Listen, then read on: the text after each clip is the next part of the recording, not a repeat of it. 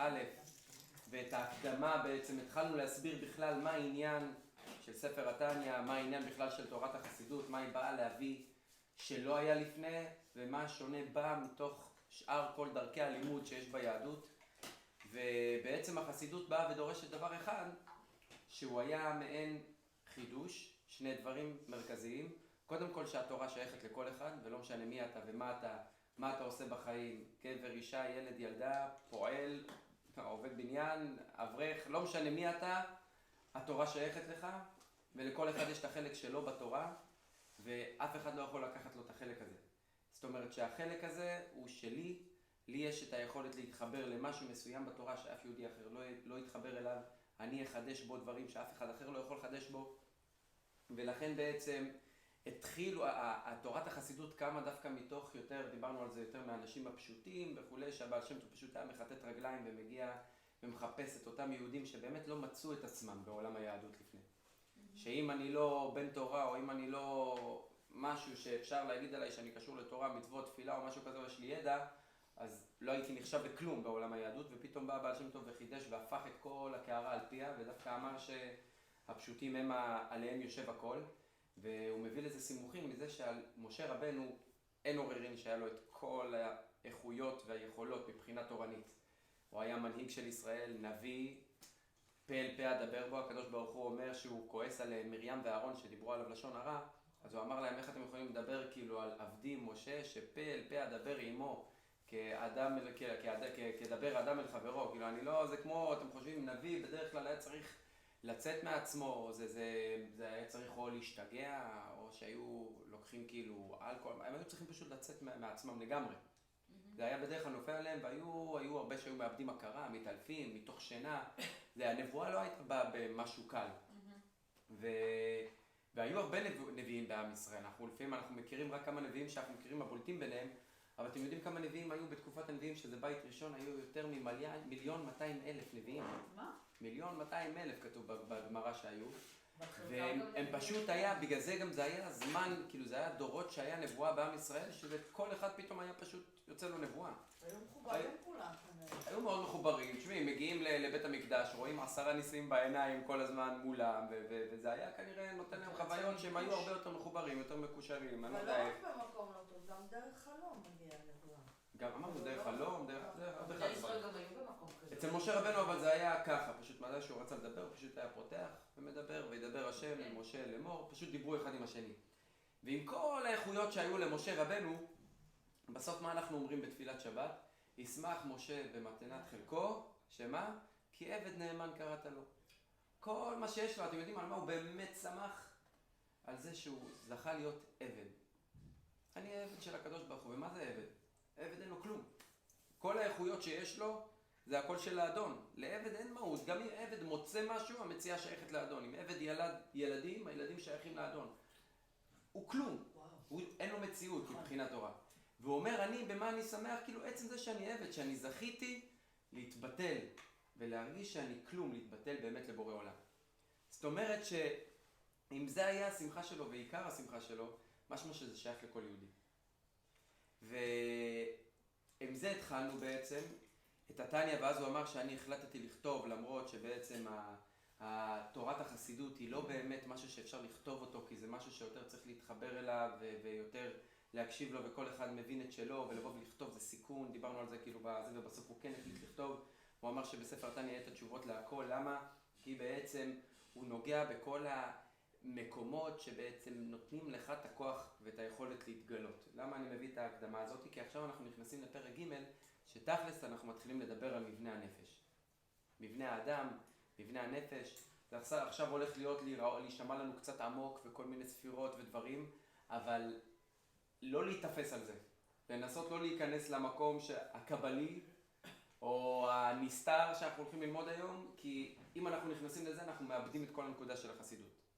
כאילו, האדמו"ר הזקן כל הזמן יגיד לנו במהלך הפרקים האלה, שחבר'ה, אני לא מלמד אתכם את זה כדי שתנסו להבין בספירות העליונות, ואיך הקדוש ברוך הוא נראה וכל זה. אני רוצה פשוט שתבינו מה זה אומר לי. הקבלה זה 10 הספירות. איך זה קשור אליי. זה גם מדבר על זה, בעיקר כל הזה, פתח אליהו, זה המאמר הכי עיקרי בזוהר, והוא מדבר על 10 הספירות, עליו הכל מושתת. אז אנחנו נגענו בהם ככה בנגיעה ממש קטנה בפרק א', אנחנו היום קצת יותר נסביר אותם ונבהר איך הם קשורים אלינו ומה אנחנו אמורים לעשות איתם, למה זה חשוב שנדע אותם. אז קודם כל נתחיל, יש איזה סיפור על הלל הזקן, שהוא מספר, הסיפור הזה מופיע במדרש רבה, הוא אמר שפעם אחת הוא היה באמצע שיעור, הפסיק את השיעור, דיברנו עליו, הוא גם אמר, זוכרים, לגמול לב חסד עם העלובה, אז הוא אמר, יש לו כמה אמרות מאוד מעניינות, אז הוא פעם אחת אמר להם, אני הולך עכשיו, אמרו לו, לאיפה אתה הולך? הוא פתאום עצר באמצע שיעור, הוא אמר, אני הולך להתעסק עם כבוד שמיים. והתלמידים אמרו לו, במה? אנחנו עכשיו לומדים תורה, מה יכול להיות יותר נעלה מזה? כאילו, תלמד אותנו. אמר להם, אני הולך להתקלח. אמרו לו, מה הקשר? למה כבוד שמיים? הוא אמר להם, כי בצלם אלוקים ברא אותם. הקדוש ברוך הוא ברא אותנו בצלמו, כדמותו. ומילא, אם הוא ברא אותנו בצלמו, זאת אומרת שהגוף שלנו הוא בעצם דרך גילוי של הקדוש ברוך הוא בעולם. וזה שאני מקלח ודואג לגוף הזה להיות נקי, אני בעצם דואג לדמות של הקדוש ברוך הוא שמתגלת פה בעולם, שתהיה נקייה ומכובדת. אז זה הולך להתעסק בכבוד השם. אז כל פעם שאתם מתאפרות, שלא יגידו התעכבתם בגלל שהתאפרתם, התעסקנו בכבוד שמיים. איזה תירוצים, תחכה לי בעלי. אני עסוקה עם בורא עולם. רבי נתן אמר שבדור שלנו, אם אתה רואה בן אדם קורא תיקון הכללי, זה מקווה, תעזוב אותו בשקט. הוא את שלא כבר עשה. זה הוצאתי 2,000 שקל על כבוד השם. אל תשאל. דיברת על מקווה. אם אתה רואה מישהו תיקון הכללי במקווה, תעזוב אותו. כל יום מקווה? מקווה? כן. הכי טוב. לא לאישה. לגבר. לא, אישה. פעם בחודש. לא, פעם בחודש. אז לא, גם אצל גבר זה יותר קל, זה לא עם ברכה, ואתה יכול גם כאילו, אתה יכול גם עם בריכה, כאילו זה לא חובה מי כשם כמו אצל אישה. לכבוד שבת אני יודעת שהרבה מקפידים. כן, ודאי. לא, אבל כל יום עושה כאילו, לפני שנכנסים כאילו מתפללים. אבל טוב, אז עכשיו, כשהקדוש ברוך הוא אומר, כתוב לנו בתורה, בצלם אלוקים ברא אותם. עכשיו אנחנו רוצים להבין קודם כל את המושג הזה. הרי לקדוש ברוך הוא אין לו דמות הגוף, ואין לו גוף, ואין לו צורה. מה זה בצלם אלוקים ברא אותם, זכר ונקבה היו? אז העניין הוא שהקדוש ברוך הוא ברא את הנשמה בדמותו. ומה זה הכוונה בדמותו? פה אנחנו מגיעים לבניין 10 הספירות. לפני שנענה על התשובה על השאלה הזאת, אנחנו צריכים קודם כל להיכנס לשאלה קצת מעצבנת, והיא למה בכלל הוא ברא את העולם מלכתחילה. למה היא שאלה מעצבנת? כי קשה למצוא תשובה שבעצם היא תרצה את כל הדעות, כי אנחנו חושבים תמיד על הקדוש ברוך הוא כדבר הכי נשגב מבינתנו והכי נעלה והכל, אבל פה, דווקא בבריאת העולם, וזה מה שמופיע בזוהר, הרצון היה, אפשר אפילו להגדיר אותו תאווה של ילד. נכון, הוא פשוט, כן, הוא פשוט רצה, כן, אז הוא רצה שני דברים, הוא רצה למלוך, למה? כדי להתחסד עם ברואיו, זה הכל, הוא רצה לתת. בורא העולם היה לו תאווה לדירה בתחתונים, למה? כי הוא רצה שיהיה פה עוד ישות שהוא יוכל לתת לה. הוא רצה לעשות חסד. למה יש תשובה מעצבנת? כי היא קצת מקטינה לנו את הכל. אז זהו, אז רגע, אז זה מה שאנחנו חיים, כאילו אנחנו פה רק בגלל שהוא רצה להתחסד? מה, אני פה כאילו כמטאפורה בשבילו של לתת? אז לא. כמובן שיש פה עומק לפנים מעומק, והצורה שהקדוש ברוך הוא ברא את זה והכל. אנחנו לא ניכנס עכשיו לכל הפינות, אבל ככה רק בגדול, בעצם לפני שהעולם נברא היה סדר. למה הקדוש ברוך הוא ברא את העולם כמו שהוא עכשיו? כי קודם כל ישראל עלו במחשבה. קודם כל הקדוש ברוך הוא רצה יהודי. מה זה רצה יהודי? הוא רצה בן אדם שלא רואה ולא מרגיש אלוקות. למה? כי הוא נמצא בעולם שמעלים על הבורא. ובתוך העולם הזה יהיה פה בן אדם עם שכל טבעי, עם גוף גשמי וטבעי, ויבוא וירצה את הקדוש ברוך הוא למרות כל מה שהוא רואה. זאת אומרת, לבוא ולהגיד לקדוש ברוך הוא, למרות שכל העולם הזה אומר לי ההפך, אני עדיין רוצה אותך. ומה זה עושה פה? זה נותן קיום. בעצם זה נותן קיום לקדוש ברוך הוא. הקדוש ברוך הוא רוצה להתקיים כמו שכל בן אדם רוצה שיהיה לו קיום. ושימו לב שכל המידות האלה שהקדוש ברוך הוא על ידם ברא את העולם, הם כולם תמוהים בנו. בסוף כולנו, כל מה שמניע אותנו בחיים זה אנחנו רוצים בסוף הכרה, רוצים קיום, ובגלל זה גם הדור הזה היום, כל הזמן הטכנולוגיה מביאה אותנו למצב שאנחנו רק רוצים להוציא וליחצן ולהוציא החוצה. למה? כי אנחנו רוצים כולנו הכרה. להכיר ושיכירו בנו. וזה תמוה בנו. למה זה תמוה בנו מהקדוש ברוך הוא? ככה הוא ברא את העולם הזה עם אותה גישה. עכשיו, כשאנחנו מדברים על הקדוש ברוך הוא שהוא ברא את העולם, אנחנו צריכים עכשיו להיכנס לעוד איזה משהו קטן. אני לא רוצה להלאות אתכם יותר מדי בכל הפרטים האלה, כי הם פחות רלוונטיים לתכלס אלינו, אבל הקדוש ברוך הוא אין סוף. אוקיי? כשאנחנו מדברים על בורא עולם, שהוא החליט לברוא את העולם, גם זה היה בדרגה מסוימת אצלו. אנחנו יודעים שיש את העולם, וכל העולם הזה, גם בגלל זה אומרים שאם חטאת מה תפעל בו ורבו פשעיך מה תעשה לו, אם צדקת מה תיתן לו ומה מידך ייקח. זאת אומרת שגם המצוות וגם העבירות שלנו פועלות אצל הקדוש ברוך הוא בדרגה מאוד מסוימת שהוא בחר ששם זה יפעל. אבל הוא בעצמו, עצמותו ומהותו יתברך, לא באמת קשורה פה לעולם הזה ולמעשים שלנו ולעבודתנו והכל. אנחנו נגיע לזה בהמשך, אל תנסו להעמיק בזה יותר מדי עכשיו. אני פשוט רוצה להסביר איפה מתחילים 10 ספירות האלה שלהם אנחנו דומים. אז קודם כל להסביר אותם, זה ככה, בואו נשתמש בזה ככה יותר להסביר. אז עכשיו, דיברנו על החוכמה, בינה ודעת. אתם זוכרים בהתחלה, דיברנו על, נלך אולי יותר אחורה, יש לנו בעצם, קודם כל אמרנו שהצורה של הספירות הם כמו בן אדם, נכון. עם כתר. אוקיי? כן. למה הכתר? הכתר יש בו פנימיות הכתר, חיצוניות הכתר. מה זה הפנימיות והחיצוניות? פנימיות הכתר זה התענוג. דיברנו על זה שהתענוג זה מה שמניע את כל הבניין. דיברנו על זה, כן, שהמן רצה לעלות מעל התענוג, דיברנו על זה על פלפור וכולי. אז התענוג זה פנימיות הכתר, הרצון זה חיצוניות הכתר. שניהם המנועים של האדם. אבל התענוג הוא הכי עיקרי. ולכן אמרנו, כל דבר שרוצים להביא אותו לפועל, צריך להביא אותו למצב שאנחנו מתענגים ממנו. אחריו יש לנו את בראש. בראש נמצאים שניים עיקריים, אמרנו... מה זה?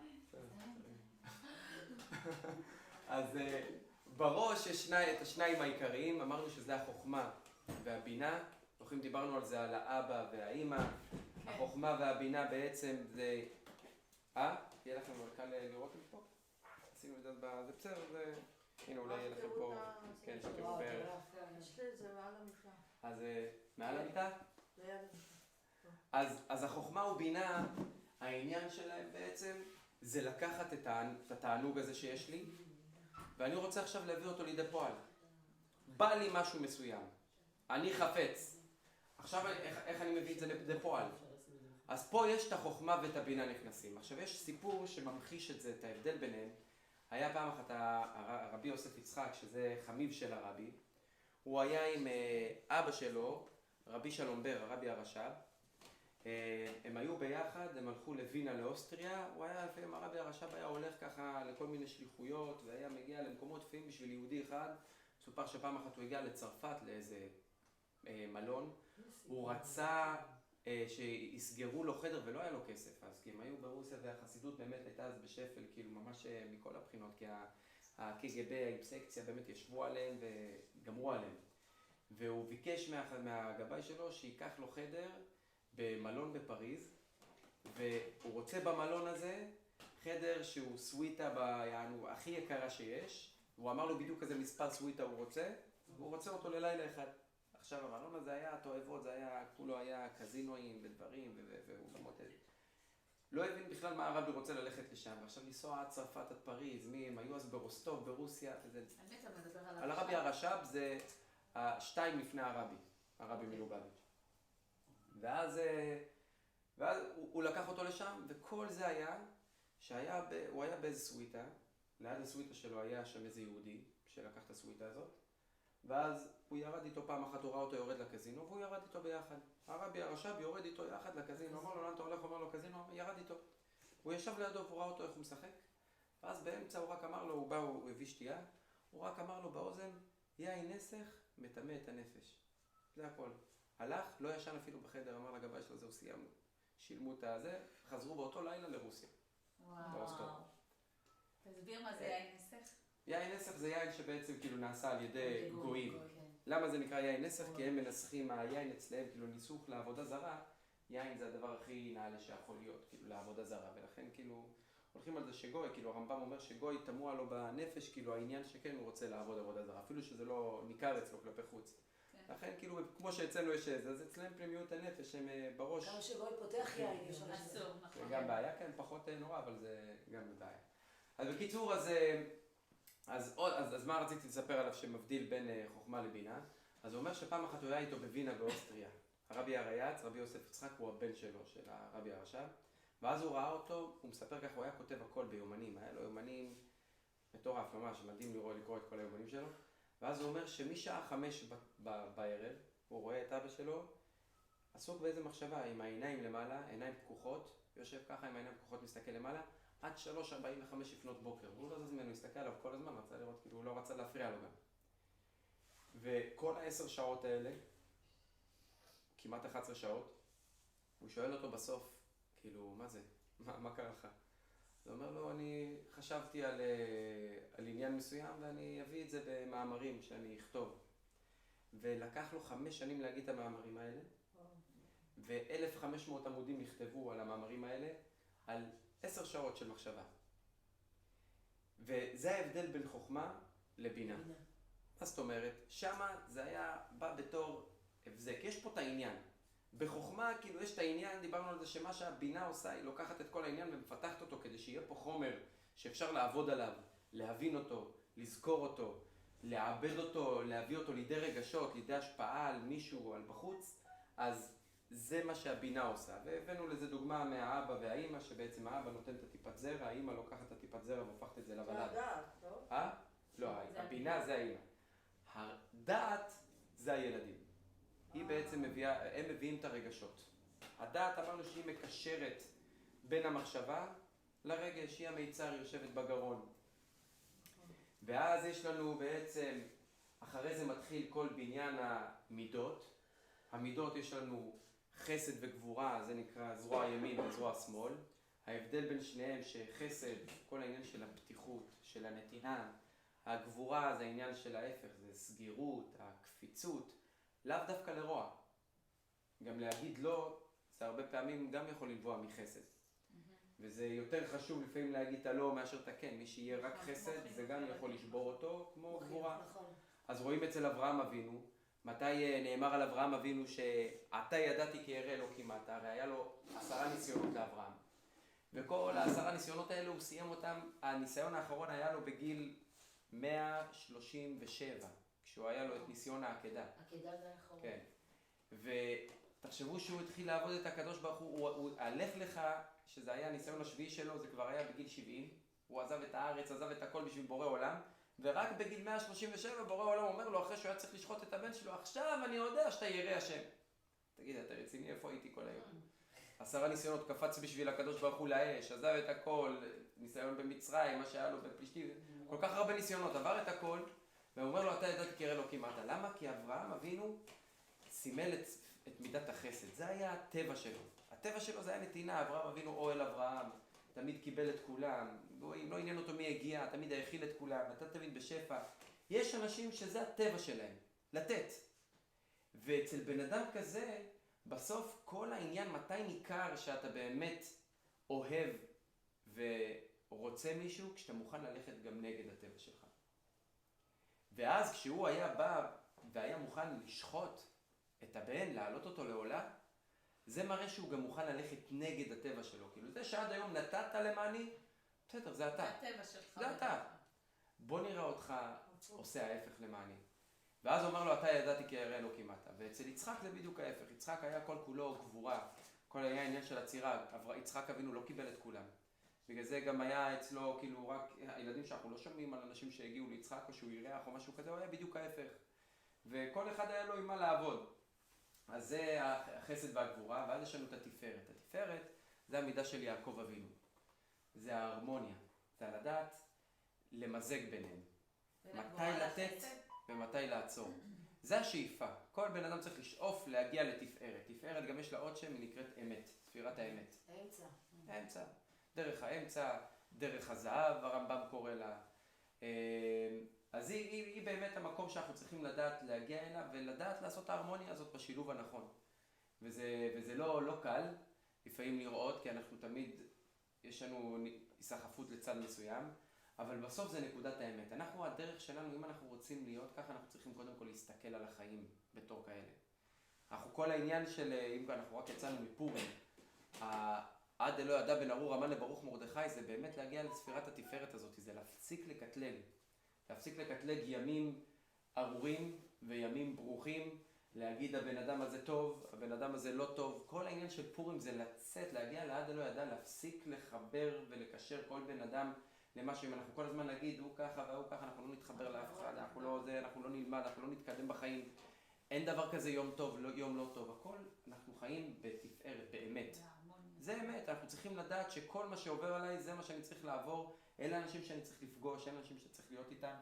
וממילא כשאתה מתחיל להסתכל ככה על החיים, אתה מתחיל גם לחיות ככה. לקבל. כן, אתה מתחיל לקבל ולהכיל וגם לדעת גם לתת ולשים את האמת שלך, גם לדעת שכל רצון שעולה אצלי זה גם בהשגחה פרטית, ואני צריך להביא אותו לידי ביצוע. עכשיו בדרך נגיד היה לי איזה מישהו שהתלבטתי ככה להתקשר אליו, והייתי ממש, רק יצאתי עם החוויה. וזה הפריע לי, אמרתי וואלה אם אני אשב על זה עכשיו על הלב, רציתי להגיד לו איזה משהו.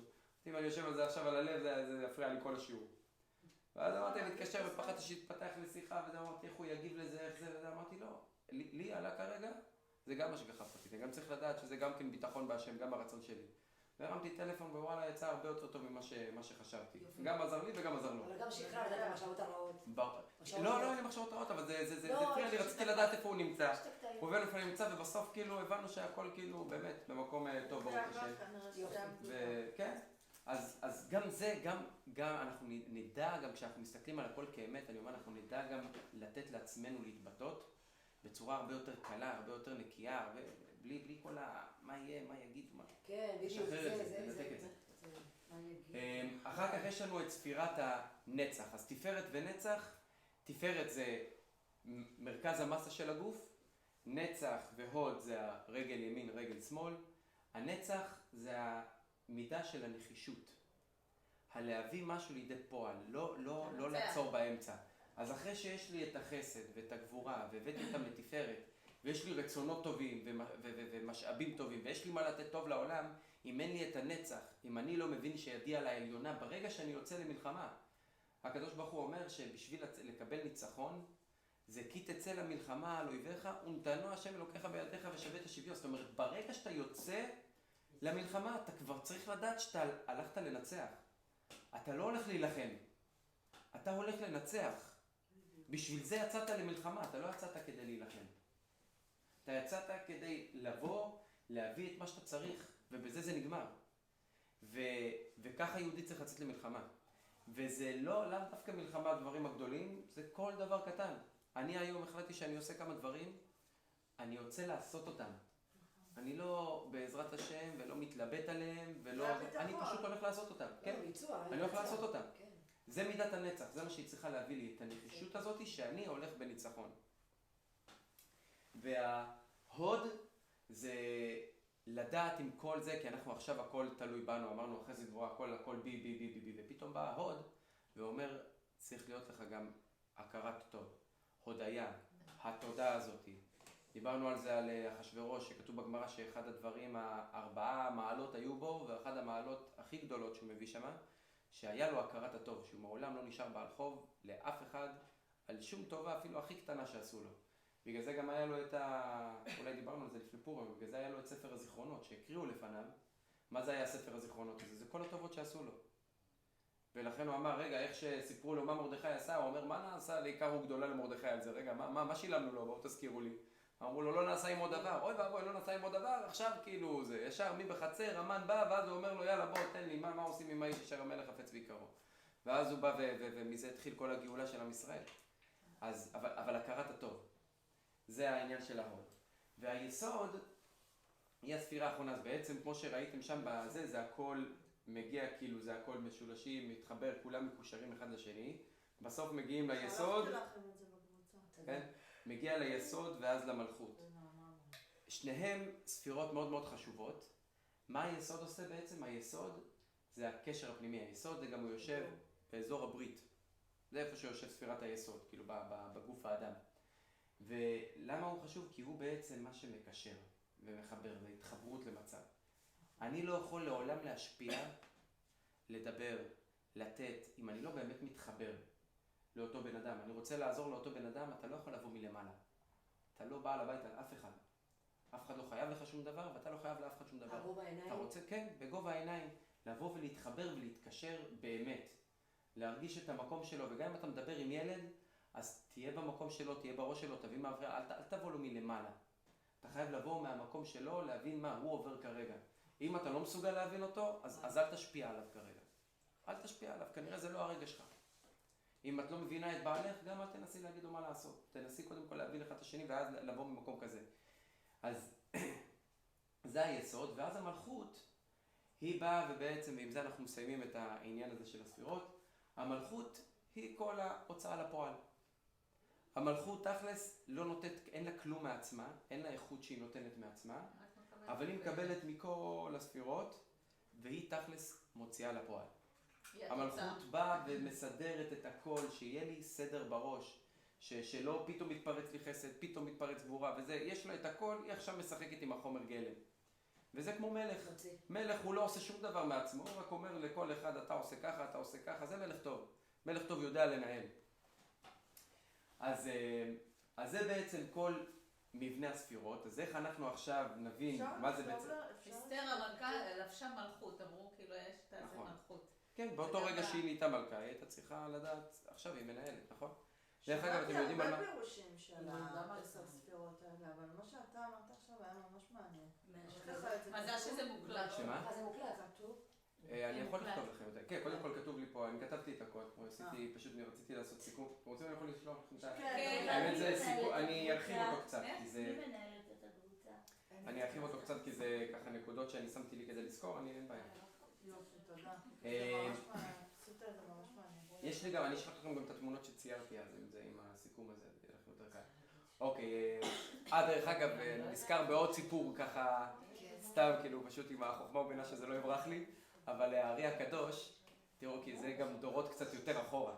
הארי הקדוש זה היה נשמה באמת אחד בדור, שבאמת נשמה מיוחדת, ואצלו אותו סיפור כמו שהיה עם הרבי הרשע והרבי הרייץ, אבל היה שם קצת יותר קיצוני, סיפור שבסעודה שלישית הוא פעם אחת הוריד את הראש באמצע סעודה שלישית בשבת, וזה הזמן כאילו הכי נעלה של שבת, זה ראווה דרעבים, זה רצון הרצונות. תמיד בכלל חיתום של משהו, זה הזמן הכי נעלה.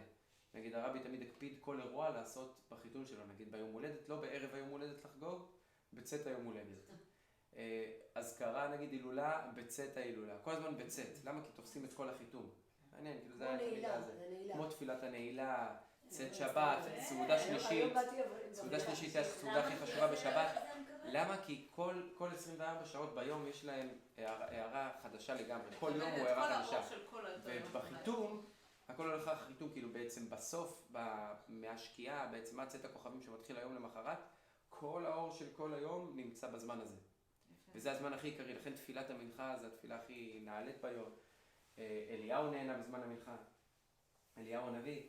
אז הוא אומר, אז הוא הוריד את הראש באמצע סעודה שלישית למשך 15 דקות. ואז אמרו לו, רבי, שאלו אותו, רבי, מה ראית? הוא אמר שייקח לו 70 שנה להסביר להם מה הוא ראה. 70 שנה. והוא חי רק 36, הוא נפטר בגיל 36. זה עוד הפעם, זה הבדל בין חוכמה לבינה, סתם ככה רק להבין, כאילו, זה פשוט על הסיפור הזה עכשיו. אבל בקיצור, אז למה אנחנו קוראים את הספירות האלה? כי הספירות האלה קיימות אצל בורא עולם. זה הדרך שהוא עובד, זה הכוונה שהוא ברא אותנו בצלמו. הנפש שלנו בנויה עם אותן איכויות שיש לו, שהוא רצה, הוא החליט שיהיו בו. כי באין סוף, תבינו שכשבא אין סוף, אור אין סופי, רוצה לברוא משהו שהוא חושך. אי אפשר. אתה לא יכול לכבות את עצמך. אז הקדוש ברוך הוא בא וצמצם את עצמו לתוך 10 ספירות, שיהיה פה איזה דרך, איכשהו לתקשר עם העולם הזה, עם הבני אדם פה, כי הוא רצה, אמרנו, רצה לתת. בשביל נתינה צריך שיהיה תקשורת. בשביל תקשורת חייב סדר. אני לא יכול פשוט לראות לכל הכיוונים ולצעוק. אני חייב סדר, אני צריך מתי שיש חסד, מתי שיש גבורה, וככה הוא ברא אותנו. ולכן זה הכוונה שהוא ברא אותנו בצלמו, שיש לנו את אותם איכויות שלו. זה הכל. כל הספירות בתוכנו. כל הספירות בתוכנו. ואנחנו יכולים וצריכים לדעת לשלוט בהם לעבוד בעבוד. ולהוציא אותם לידי פועל. ומה שספר התניא בעצם הולך לתת לנו במהלך של כמעט 15 פרקים הבאים, זה לדעת איך להתמודד עם הספירות האלה, מה אנחנו עושים איתן, איך למקסם את החסד הזה, איך למקסם את הגבורה, איך לעבוד איתם נכון. זה שיעור חשוב היה היום. כן, ג' הוא שיעור חשוב, אני עכשיו יש לנו עוד, לא. אני את הרבע שעה האלה, חשוב לי כי ג' וד' הם מאוד קשורים אחד לשני. עכשיו, הדרך שלנו באמת, יש לכם דרך אגב שאלות כאילו עד עכשיו? אני מכילה, אני יודע שזה קצת חומר גבוה קצת עכשיו. דיברת רק דברים טובים. אין פה משהו שלילי, חוץ מהיום. כי אין אצלו, כי אנחנו מדברים עכשיו על הכל זה שאנחנו... חיובי שם. אנחנו יכולים, לא, אז עכשיו קודם כל אמרנו שהכל זה אמת. שלילי זה רק לנו יש את הבחירה החופשית לבוא ולהשתמש, אנחנו יכולים להשתמש גם בחסד. לרע. כשלילי. אנחנו יכולים לתת למישהו מנת יתר ולהרוג אותו. אנחנו יכולים לתת נשיקה חזקה מדי לילד ולהשאיר אותו עם טראומה. אנחנו יכולים לעשות הרבה דברים. כולם נולדו בעצם עם כל זה, ואז בדרך. כן. בדרך קרו דברים הסביבתי זה השפיע. כן, זה פשוט עם הכל, אנחנו ברגע שניתנה לנו הבחירה החופשית, לנו יש את היכולת לקחת את אותם ספירות, להשתמש בהם לכאן או לכאן. הבנתי. זה פה נכנס אצלנו. אבל בתכלס, השאיפה שלנו היא כן לקחת ולהשתמש בהם כמובן והכל לטובה. וזה הרבה יותר פשוט מה שאנחנו חושבים. מה, צריך לתרגל את זה טוב, עכשיו אני בחסד, עכשיו לא, אני בגבוה, לא, ממש לא. בעוד, לא, אני רק הבאתי את כל זה, ולמה הוא הביא את זה גם, וזה מה שהוא אומר לנו, לא, בגלל זה אמרתי מלכתחילה, לא להתאפס על זה עכשיו ולא לנסות עכשיו לספר את הראש למה אני עובד, כי אנחנו לא באמת יכולים לפעול על פי זה כמו מחשב, עכשיו אני עובד בחסד, עכשיו... לא, צריך לדעת שזה הדרך שלנו לתקשר עם העולם. זה יוצא מאיתנו לבד. המוח שלנו, בגלל זה אמרנו שמה מניע את הכל, קודם כל התענוג והרצון. במילא יש לנו תענוגות ורצונות שמוציאים את כל הדברים האלה לפועל לבד. הם יודעים לנהל את כל הדברים האלה לבד. הנפש שלנו מנהל את הכל לבד. זה הדרך פשוט שהדברים האלה יוצאים לפועל. למה זה כן חשוב לדעת? כי יהיו לפעמים פתאום התמודדות מסוימת עם אחד מהם, ואז אתה תדע גם איזה כיוון לטפל בזה.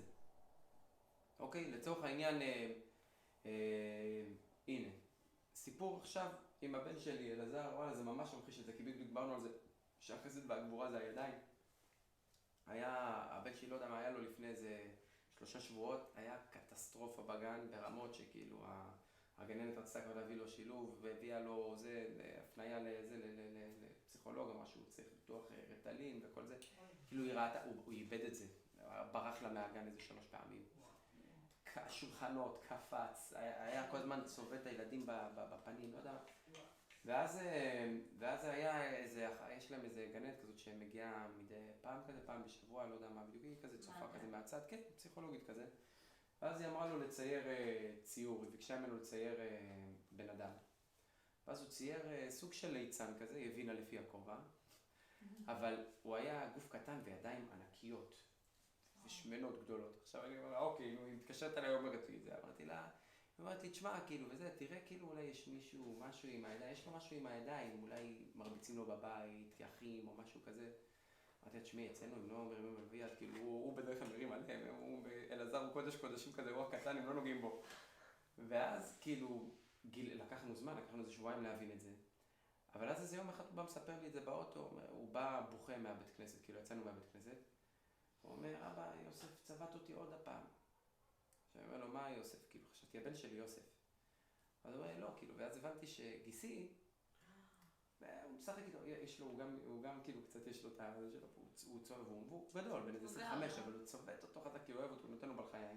והיה צובט אותו חזק, כאילו, בזה, וכל הזמן היה מנשק אותו, צובט אותו ומנשק אותו.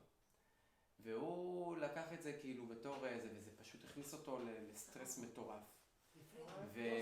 וזה לא הפסיק, ואז פתאום אתה קולט, כאילו, אז הוא בא ודיברתי, ניסיתי, אמרתי, טוב, איך אני פונה אליו? לא נעים לי גם לבוא, מה אני אגיד לו שהוא לא ניסה להתעלל בו. אז הוא אומר, תשמע, אני אוהב אותו, וזה, אמרתי לו, תראה, כאילו, הנה, זה חסד. אתה פתאום רואה שאתה צריך ללמוד איך לשלוט בחסד. אתה מבין שזה ספירה שיצאה משליטה. במצב הזה, אתה רואה שהחסד בא ועושה מה שבא לו, אין פה את המינון, אין פה את האיזון. ואתה מבין פה שיש פה משהו יוצא מאיזון שהוא מביא לנזק, ונזק יכול להיות גם נזק מאוד בעייתי, לקחנו המון זמן איתו, עבודה מאוד רצינית על זה. וואו. אז העניין של הספירות בעצם הוא בא להגיד לך, כאילו, תבין שיש את זה, שאתה פתאום רואה אצלך משהו, פתאום אתה אובר נתינה, ואתה לא מבין, ואתה אומר, רגע, מה, אני נגיד בזוגיות, לפעמים אני נותן המון, ואני לא מקבלת חזרה, פתאום זה מבאס אותך שאת לא מקבלת חזרה, אז את מבינה שיש פה גם בעייתיות, את גם נותנת אולי יותר מדי. כן, צריך לעצור. צריך גם לדעת לקבל. ולהגיד שזה בסדר. כן, לא, גם לקבל זה נותן, עצם זה שנותנים למישהו להשקיע בך, זה מחבר אותו אליך. זה עניין אז של זה לא רק הגזמה לתת ולתת. בעצם, כן, הכל, לא משנה, שם הבאתי את החסד, כי זה הכי הכל. קל לנו לדבר עליה. כן. גם להיות כל הזמן נצחן ונחישות וכל הזמן אני מנצח ומנצח והאובר ועל חשבון אחרים, זה גם בעייתי. זה גם ספירה שיצאה משליטה. ופה נכנסת המלכות. המלכות היא גם נקראת הנוקבה, היא הנקבה. היא האישה גם כן של הבית. אז בינה והמלכות זה שניהם האישה. זה העניין שכאילו לדעת לאזן זה ולשלב. האנרגיה הנשית, זה לא האישה. כן, האישה יש לה גם יותר יכולת כנראה כאילו לקבל לא ולהעביר הלאה. אנרגיה, האישה. לא האישה, האנרגיה האישה, הנשית. האישה עצמה יש לה, היא אה. מסמלת את ספירת המלכות. נותנים בגלל זה גם אומרים שדיברנו על זה, שאשת חיל לתרת בעלה, היא צריכה להיות תכלס לנהל את הזה. נותנים לבעל, מבחינת תורה, כאילו מבחינת הזה, צריך לתת לבעל את התחושה שהוא אומר את המילה האחרונה, ולכוון אותו למילה האחרונה. כן, זה ואז באמת. זה דבר שהכשרה עושה רצון בעלה. כן, היא עושה את רצונו. לא, היא עושה את הרצון, היא נותנת לו לחשוב שזה הרצון שלו. היא הצוואר, היא מזיזה לו את הראש לאן שצריך להסתכל. כן? אז הרמב"ם אומר שהאישה מגיעה למקום הזה, אז הבית יכול לעבוד כאילו בצורה הכי טובה שיש. במלכות? אם היא מגיעה למצב שאין לה בעיה לתת לבעל להגיד את המילה האחרונה, אבל היא תכוון אותו, היא תיתן לו להגיד את המילה שהיא רוצה. נכון. אבל הוא ירגיש שהוא אומר אותה. נכון, זה חוכמת הנשיות. נשים. זו החוכמה הנשית, נכון. לוקחים אותה למקומות לא נכונים, אבל זה הם לא זה המלכות. לוקחים אותה למקומות. זה אישה אין לה את החוכמה הנשית עד גיל או מצב מסוים. לא, לא זה קשור. זה אישה. תרגום. כן, אבל זה מתפתח. זה מתפתח. 50 הכל לבינה, מתפתח. 40 לזה, יש, 40 זה לבינה. מתפתח. כן. אז, אז עכשיו, פרק ד' אני ממש אגע בהתחלה שלו כי הוא מאוד קשור למה שאנחנו דיברנו עד עכשיו. אני לא רוצה פשוט שזה יישאר למעלה. הדרך של הנפש, הדרך שלנו בעצם, להוציא את כל הדבר הזה לידי פועל, יש לנו 3 כלים.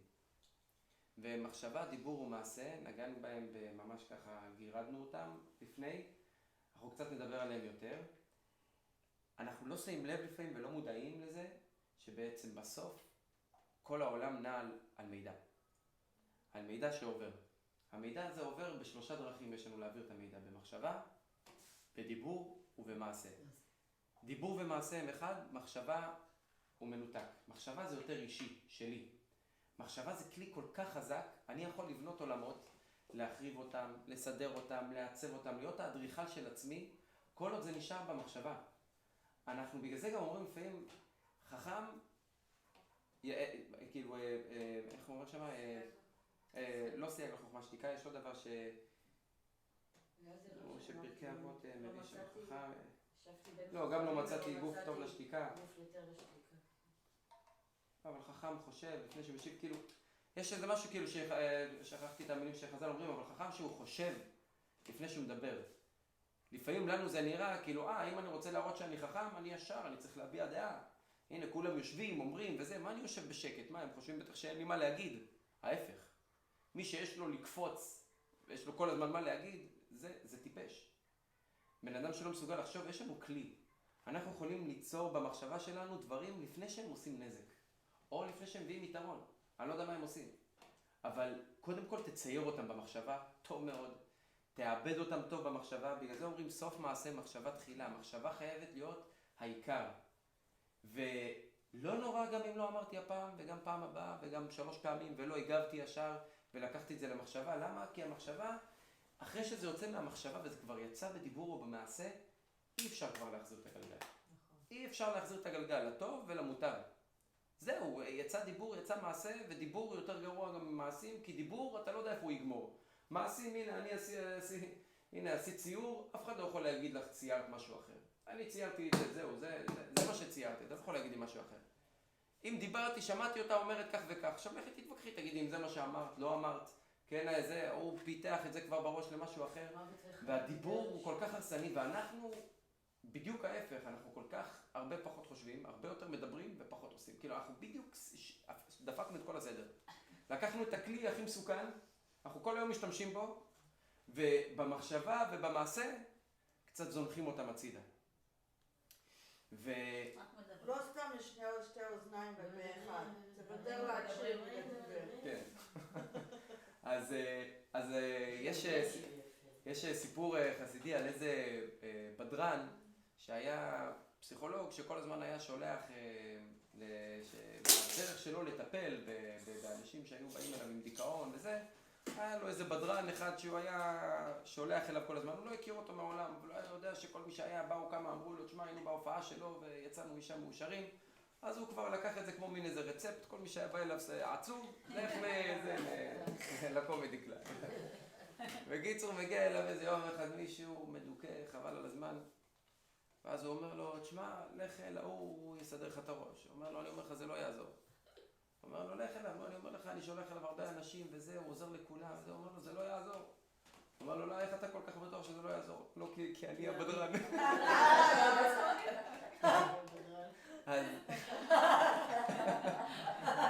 מה המסר פה? זה לא... זה סיפור חסידי, לא? אבל רגע הוא נשאר. לא, זה סיפור. בא להסביר משהו על המחשבה, דיבור ומעשה. רגע, אבל הוא יסתדר. אני רואה לו עכשיו. מה יהיה על בדרן? נשלח אותו אלייך.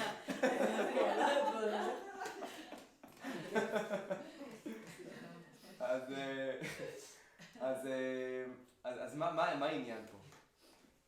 בן אדם כל הזמן, אמרנו שכל הזמן אנחנו עסוקים בלשדר.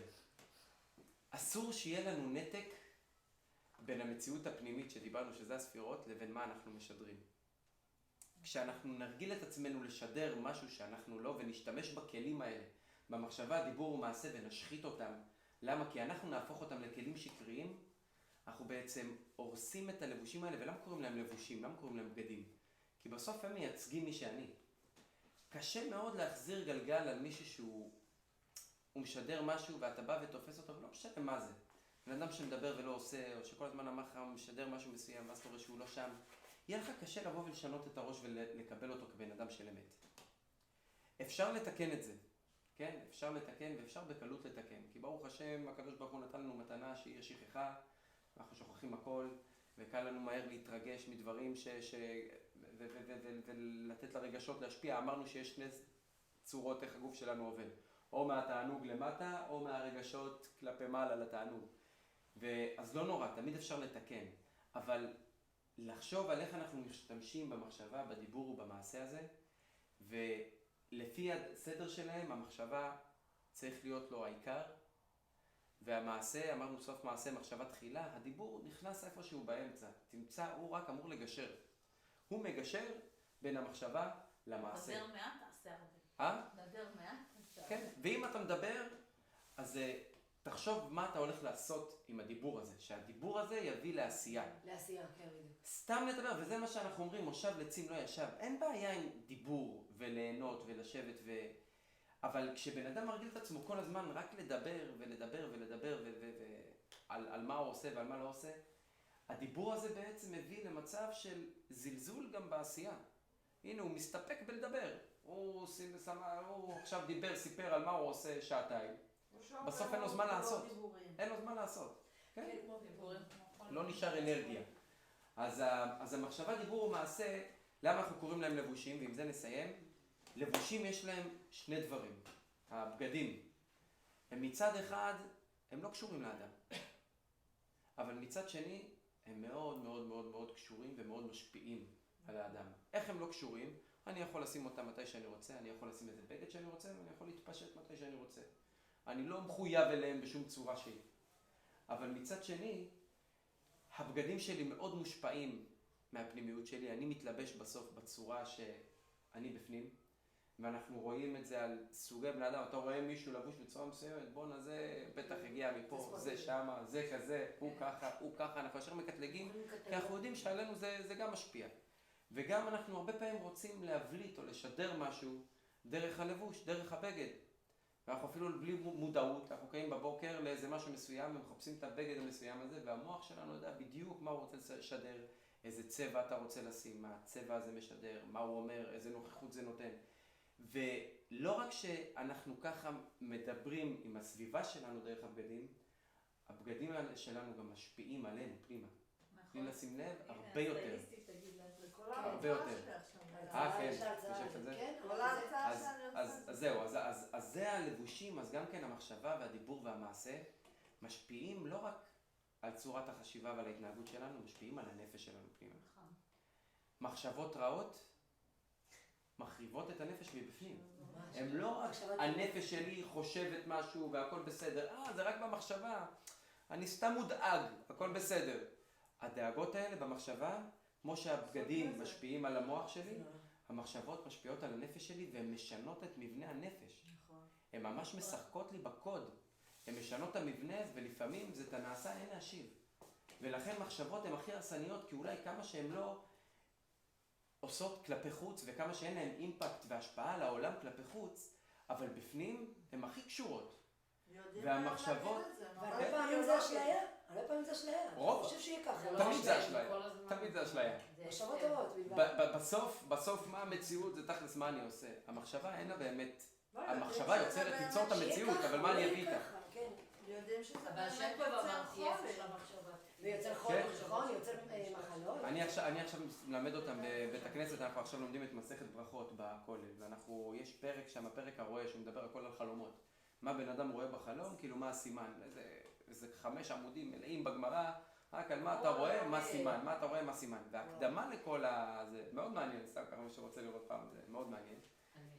ההקדמה לכל זה הם רק מסבירים באיזה 3 עמודים, שכולם באים ומסבירים עד כמה החלום הוא, כאילו אסור להתייחס אליו בתור, כן, הרבה פעמים נותנים להם תוקף, אבל להבין שזה הזמן של השטן לשחק במחשבה שלנו, לתת לנו לחשוב מה שאנחנו רוצים, והחלומות משפיעים עלינו. תחשבו שזה ה-head start ליום. אם זה נקודת ההתחלה שלנו, אנחנו קמים בסוף, או טרודים, או שמחים, או לא משנה מה שהחלום הזה, או בלבל אותנו, או לא משנה מה. וזה 99.9% סתם שטויות. בגלל זה גם החכמים כשהם באים לפירוש חלומות, הם לא מדברים על מה ראיתי בחלום, בוא'נה, ראיתי את זה, בעלי אמר לי ככה, רצתי מההוא, נתתי מכות להוא, ההוא בא לרצוח אותי, ההוא נפלו לי שיניים. כל הדברים האלה שהכניסו לכם, תצאו מהם, זה רק דברים מסוימים שרואה, דבר מסוים, סימן לב. זה הכל, זה רק סימן לב, ולמה? ותראו מה זה 5 עמודים, רק סימנים טובים. זה נשען על התת מודע של אותו אדם? זהו, אז מה הם באים לעשות פה? כי הכל רק סימנים טובים, אין שם סימן לרע. כאילו הסימן הכי רע שראיתי שם, זה שכשבן אדם רואה ביצה בחלום, סימן שבקשתו, יש לו בקשה מסוימת והיא עדיין תלויה, כאילו היא עדיין עוד לא התקיימה. אם הביצה שבורה... שיניים אומרים שזה לא טוב. זה לא מובא שם, משום דבר. אני הבנתי שזה הכל הפוך. אם אתה חולם את זה, זה משהו טוב. אני יכולה לתת דוגמה, והיום כבר לא אכפת לי להגיד כי אתם אחיות שלי. הייתה לי תקופה לפני שנפרדתי מהבן זוג שלי, הייתה לי תקופה של איזה חצי שנה שאני חולמת בלילה שהשיניים שלי פשוט נשברות. ואני קמה באמצע החלום ואני עם הידיים, חלום חוזק, אותי זה ממש הטריד. כן, זה מרגיש מציאותי מאוד. ואחרי שנפרדנו ברוב הדר ותרועה, אני הייתי בהרצאה פעם אחת ושמעתי על החלומות ששיניים זה סימן לשברון לב קשה. וכן, אחר כך אמרתי שברון לב, אבל שיניים שאת בחלום, הן נופלות, ממש הייתי קמה באמצע החלום וממש עם ידיים, כאילו אני מרגישה בחלום. הם אומרים שלא מדברים על שברון כן, לב. זה אצל המרוקאים. למה? אבל אתה רואה נחש, אז נחש זה טוב, זה לא משנה, אבל מה שצריך לזכור זה שאין להם... אז למה הם מביאים רק סימנים טובים? כי הוא אומר שמה שבסוף, רבי זרע בסוף שמה יש להם דיבור שם, הם אומרים, אז רגע, אז הכל סימנה טובה, כאילו, מה זה, אין סימנים רעים בחלום? אז אומרים לא, כי כל החלום, כל עניינו זה תכלס רק איך אתה מפרש אותו, והם מתייחסים לחלום כמו עם מחשבה. בגלל זה הם באים ואומרים לך שכמו שבחלום, לא משנה מה חלמת, אם אתה תפרש את זה לעצמך ותראה את זה בתור טוב, ככה גם כל מחשבה שאתה חושב, אם תדע לצאת לנקודת הנחה, ולא משנה איזה מחשבה הייתה לך בראש, בסוף הנקודת הנחה שאתה צריך להוציא מהמחשבה הזאת צריכה להיות טובה. נכון. וזה יהיה סימן טוב, זה יביא טוב. נכון. לא משנה מה בן אדם חלם, לא משנה מה הוא חושב. להביא בסוף סימן טוב ולהביא את זה לידי פועל בחשיבה שלנו. וזהו, אז בעזרת השם אנחנו שבוע הבא ניכנס קצת יותר לעומק של השלושה הלבושים האלה, אבל אז מה יוצא לנו מזה היום? אנחנו צריכים להבין שמה זה בצלם אלוקים ברא אותנו, אנחנו באמת, הקדוש ברוך הוא נתן לנו, יש לנו כוחות אלוקיים. מה זה אומר? שיש לנו כוחות אינסופיים בפנים, ואנחנו יכולים, זה לא שבן אדם בא לו נפש, בא לו קוד מסוים, ועם זה הוא הולך להתעסק כל החיים שלו, ואם עד היום הוא היה מוכשר במשהו מסוים, ולא הצליח במשהו מסוים, אז הוא לא יצליח יותר, או שיהיה לו רק את זה. לא, כמובן שיש לכל אחד את הכישורים ובמה הוא בולט, ומה יש לו יותר נטייה לעשות וכולי, אבל זה לא אומר שהוא לא יכול לשנות ולעבוד ולסדר ולחדש וללמוד דברים חדשים ולהיות דינמי. למה? כי בסוף בצלם אלוקים ברא אותנו עם תחנות דלק של חסד, של גבורה, של תפארת, של נצח, של הוד, של יסוד וזה, ואני יכול לשאוב ולסדר ולקחת ולבנות לעצמי מציאות חדשה. אתה רואה פתאום בן אדם גם שלמד משהו ופתאום מתעדן, ממש משתנה במהות שלו. אתה אומר, מאיפה זה הגיע לו? אפשר לעשות את זה. ואפשר לעבוד שזה לא רק הנפש משפיעה עליי, אני גם יכול להשפיע על הנפש. וזה מה שהאדמו"ר הזקן רוצה שנצא מפה. כי הוא עכשיו מתחיל איתנו מסע. ספר התניא זה השפעה על עצמנו, זה שינוי פנימי, שלא תגיד אני כבר יאללה זקנתי, אני בגיל 40, עד כל החיים שלי התנהגתי בצורה אחת, אני לא אשתנה. כן, אתה הולך להשתנות, ואתה חייב להשתנות ולדעת לשנות לטוב.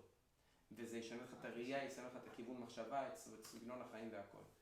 אז זהו, זה של היום. בסדר.